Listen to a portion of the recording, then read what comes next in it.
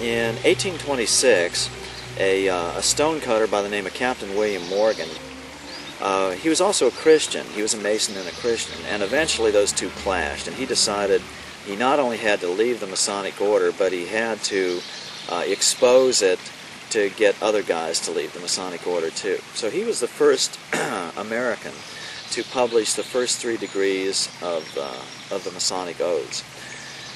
So what happened after the book came out, he and his publisher were kidnapped by a group of Masons by night, and the townspeople were immediately alerted, and they gave chase. The publisher was let loose. He got away.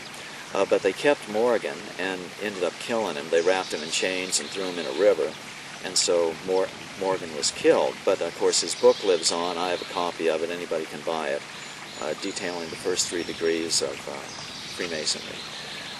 But the results of that were very dramatic. This was in New York, close to Niagara Falls, and it caused even an entire political party nationwide to spring up, the Anti-Masonic Party, which did battle and was directly opposed to Jefferson's Republican Party, and even ran a candidate for president. They got many people in several states elected to Congress, and generally were a major force on the scene for decades to come, decades into the future.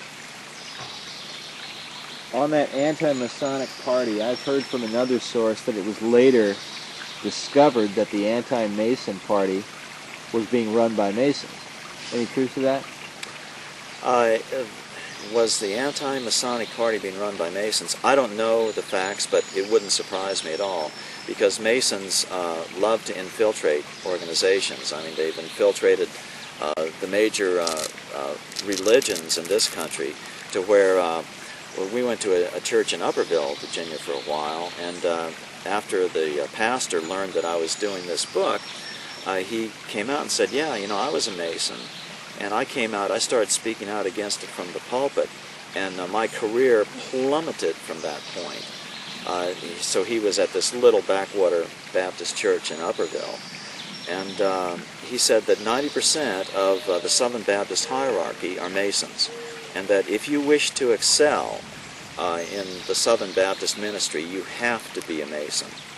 He said the same was true of, I believe, both Lutherans and Methodists, that he estimated that it was 90% Masonically infiltrated at that point. So that's pretty tough. Now, not all these guys are of evil intent, you know. Probably the vast majority have just gone through the first 3 degrees.